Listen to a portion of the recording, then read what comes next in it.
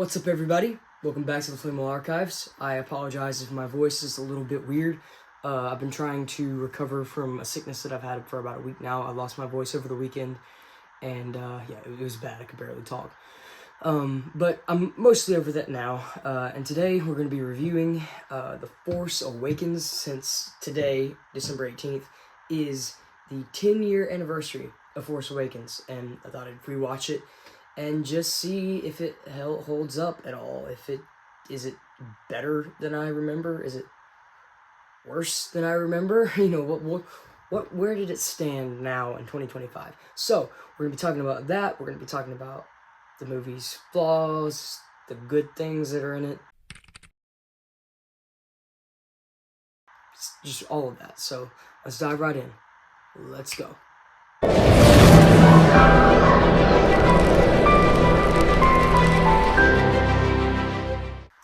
So, I wanted to start by first saying this movie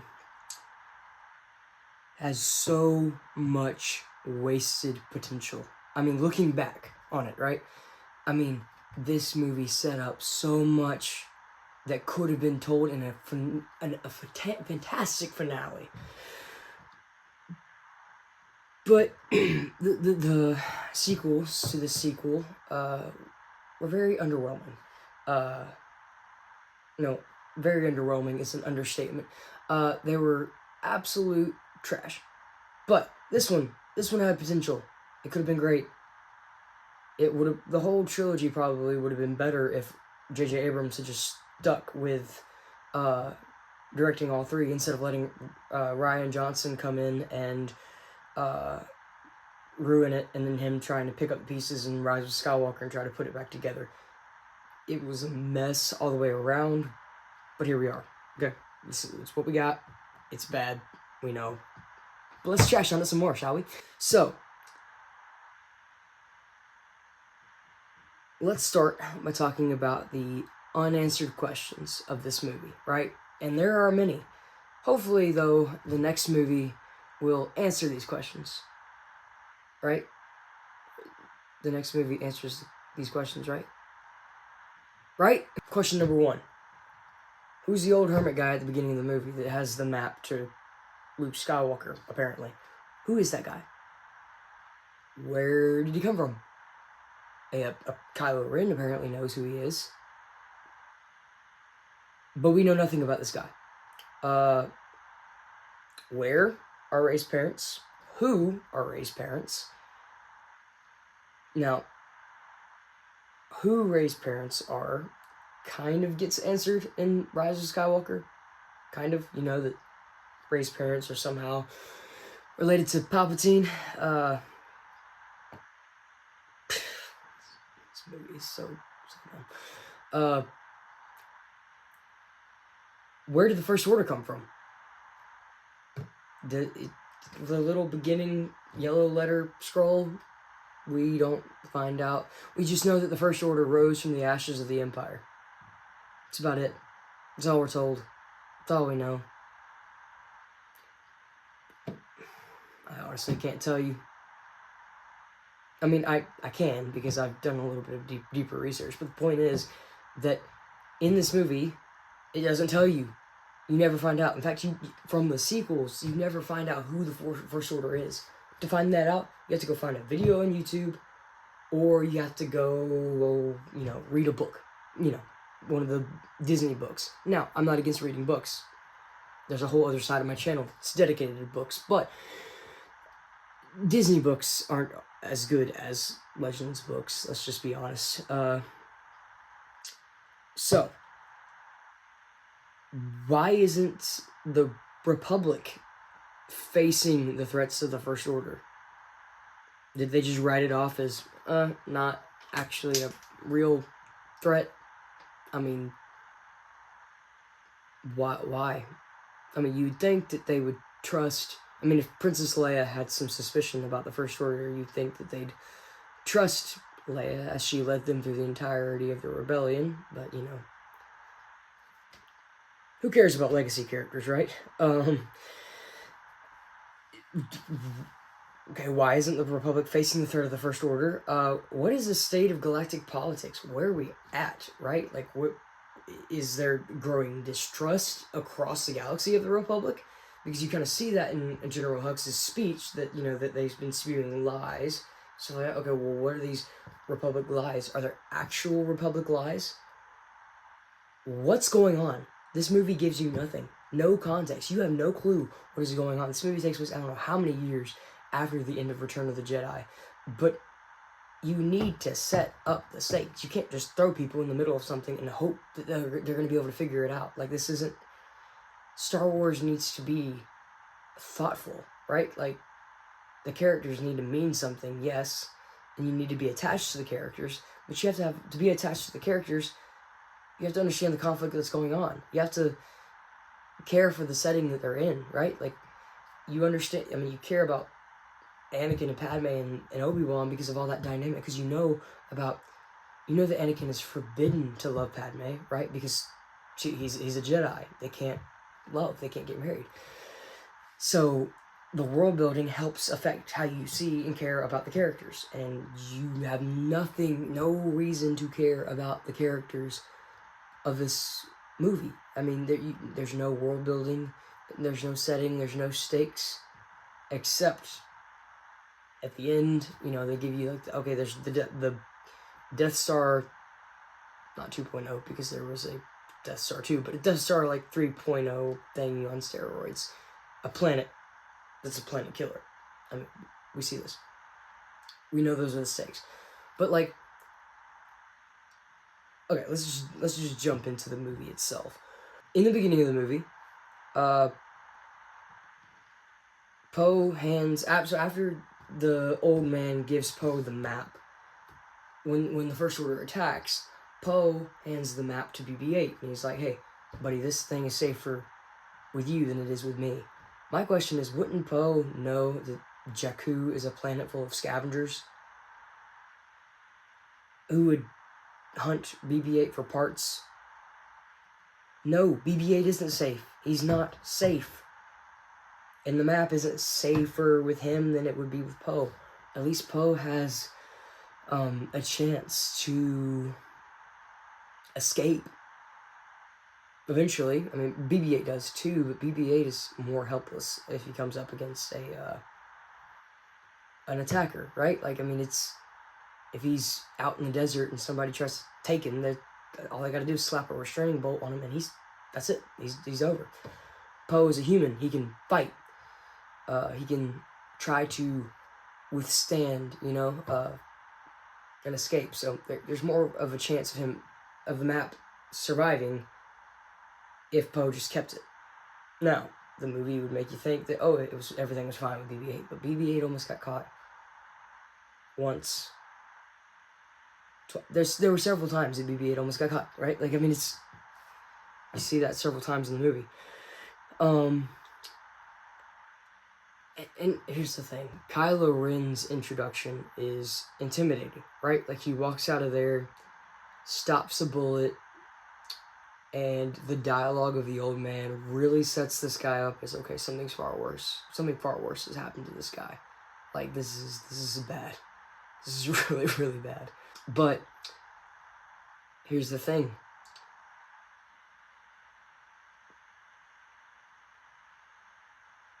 Why, okay, you set up this intimidating villain, and then when you have Poe Dameron show up, when they take Poe to Kylo, he's not intimidated at all, and at that point, Kylo loses all credibility.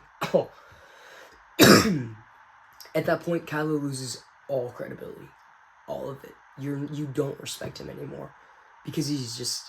It's okay, Poe Dameron isn't intimidated at all. It just... For the introduction of a villain, it just really kills all the mystery, the intimidation, just by that little snarky comment. It really does. And then, Kylo Ren progressively gets worse and more lame as the movie goes on. He divulges from this guy that, crazy force user that can stop bullets and like all of this to, okay, now he's not actually as intimidating as you would think. Okay, now he's a crybaby tearing up the closest piece of machinery to him with his lightsaber. Now it's just, everything is just, the moment he takes off his mask, you just find he's like an emo teenager. I mean, there's so much wrong with his character. I mean, there's some things that are going for him, right? That you see that there's some trauma there, right? Like, there's something is there. Like, there's an inward battle. And you see that more in the next couple of movies, but, like, I don't know. I just feel like this movie does not do a good job of setting up an intimidating villain. One that's worthy of respect, in the sense of like, oh yeah, like this guy means business. It's just like, oh, you just a crybaby that, every time you get you don't get what you want, you just take your lightsaber and start slashing things. It's like, that's not how it's supposed to work. That's not how the whole Sith anger is supposed to work. It's like controlled anger, right? Channeling your anger, not just letting it go wherever in a spontaneous tantrum. Now, let's talk about Rey for a second, okay? When Rey first meets up with BB-8, right? She sees BB-8, he's in this net, right? She hears him, goes, he's in the net, Tito, or whatever she calls him, is trying to capture him. What emotional connection does Rey have with BB-8? None. It's just a droid. There's thousands of droids in the galaxy. Thousands of droids. And why help one, like, you're on a scavenging planet, right? I'd imagine it's like, it would be normal to see stray droids being taken, and I'd imagine you'd really not want to double cross any of these people, because, I mean, again, scavengers on a desert planet. There's little food, little water, everybody's poor. Like, it was not a calculated decision. She has no emotional connection to BB-8.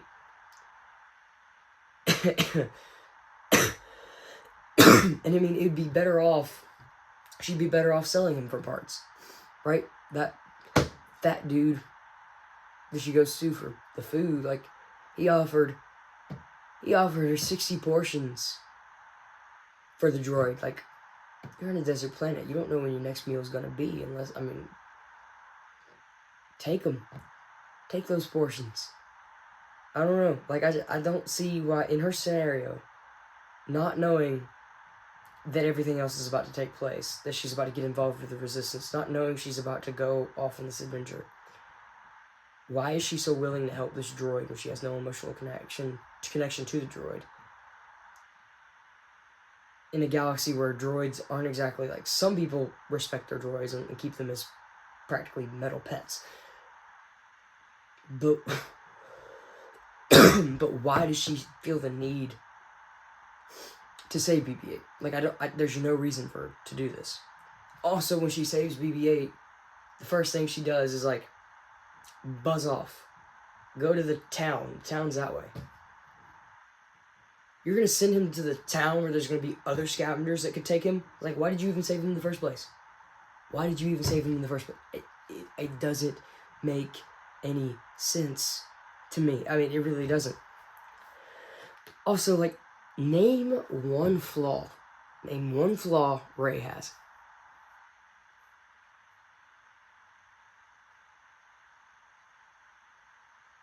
I'll be able to name one in a second. I don't know. It's right there. I know that she's got a flaw. I can't think of anything. I'm sorry. I can't. Oh wait, yeah, that's right. Rey has no flaws. Zero. Zip. None. She can perfectly fly a ship without knowing how to do it. She can fix ships. But I mean, she's a scavenger, so that's like the most reasonable skill she has. She can quickly learn how to shoot a blaster. And then she's like dead on target, like hitting everybody. When she didn't know how to shoot a blaster, 20 minutes ago. She can use a lightsaber, fight a trained Force user, and not get trained Sith Force user, mind you, and not get completely obliterated. Like, what? Where is the character development? She doesn't develop at all as a character in this movie. She goes from skilled girl that's alone on some desert planet to, at the end of the movie, skilled girl who's now with the Resistance. That's the only thing that she has. The only development she has is that she goes to join the Resistance, and that's external development. There's no inward flaws that she has to overcome or get around. No inward struggle. Nothing. There's nothing there.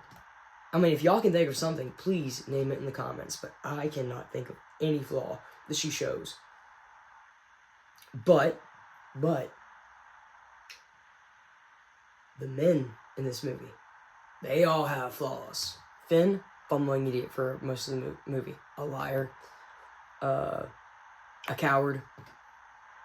Yeah. Finn, just kind of this hotshot, like, I'm sure he's not a bad guy, I guess. He doesn't do anything, like, atrocious. But he's not exactly somebody you'd want to emulate, necessarily. Like, there's no, like, admirable qualities. He's just kind of a snarky hotshot. Han Solo, again, washed up, bum. I mean, yeah, it's just, none of the men in the movie are worthy of emulation, like, or of imitation. Nobody, you don't want to imitate any of them. They're just, and really, like, Finn, just, his flaws just kind of go away. You don't really see any inward struggle, any, like, okay, like, I mean, they just kind of go away. They're not there. And then in the next movie, of course, his character arc is, where's Rey? Where's Rey? Anybody seen Rey? Where's Rey? Like, that's his only line in the entirety of the next movie, I feel like.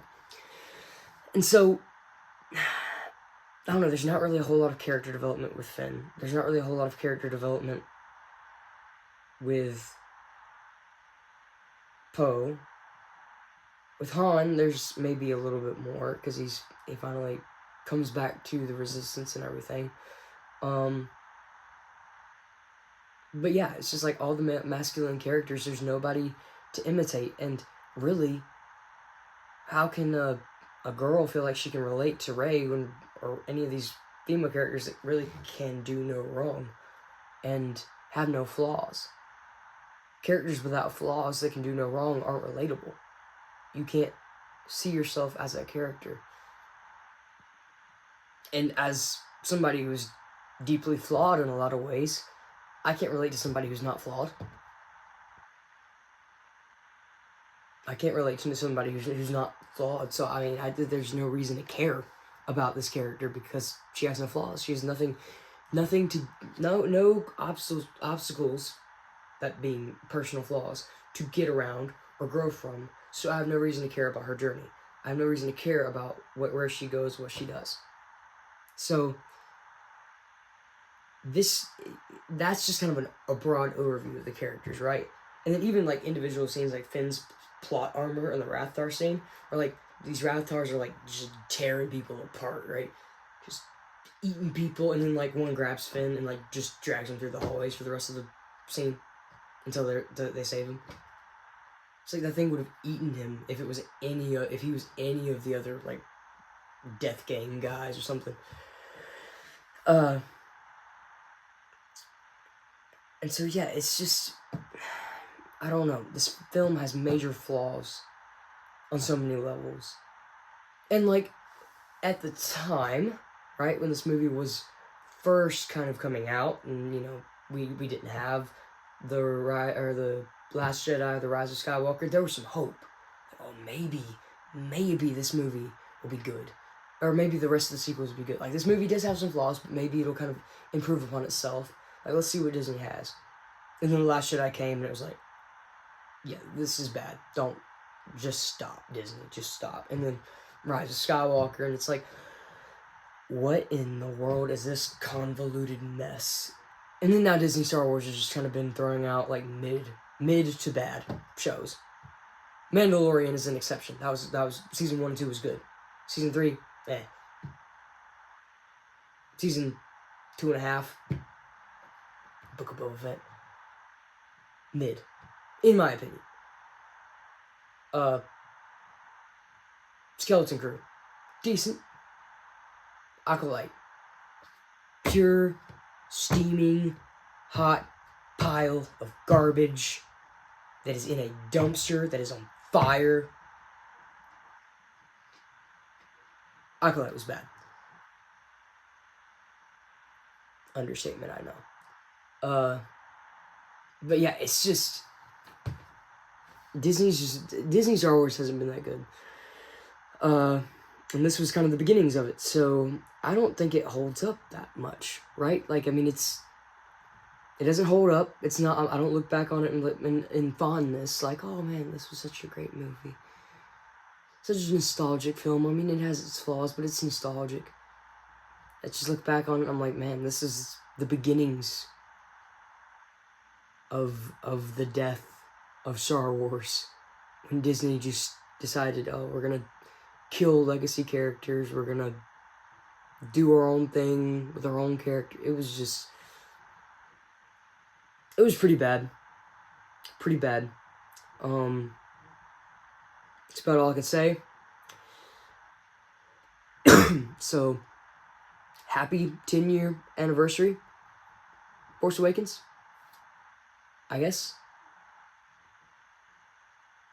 You're not looked back on fondly, but here we are. I mean, it's just, yeah. But we'll see how the Mandalorian and Grogu movie is. Is it going to be any good? I don't know. We'll see what the future of Disney Star Wars looks like. But, all that being said, this was kind of a rant review, I guess. Gave me a 10-year anniversary of The Force Awakens. Gave me a prime opportunity to go back and talk about the sequels, because I have disliked these for a long time, and now I have a platform to kind of talk about that a little bit. So, yeah. If you agreed with my takes, and you like Star Wars, and you hate to see the way that Disney's taken it, like and subscribe. If you like fantasy and sci-fi and movies and books, subscribe. It'd be great to have you here join the discussion. We're talking about fantasy, sci-fi, and storytelling. And the main idea is to tell stories that mean something, that move us emotionally, that give us characters that we can look towards, we can be inspired by. And so, when you have movies like this, that present characters that have no flaws, there's no reason to be like them, it's just not good. It's not good storytelling. It's not inspiring. And so, let's work to make stories better, to make them more meaningful again, to make them less political, please, and more just telling a story that can resonate with people throughout the ages to come. So, if you enjoyed all that, like, subscribe, hit the notification bell, all of that. See you guys later. Peace.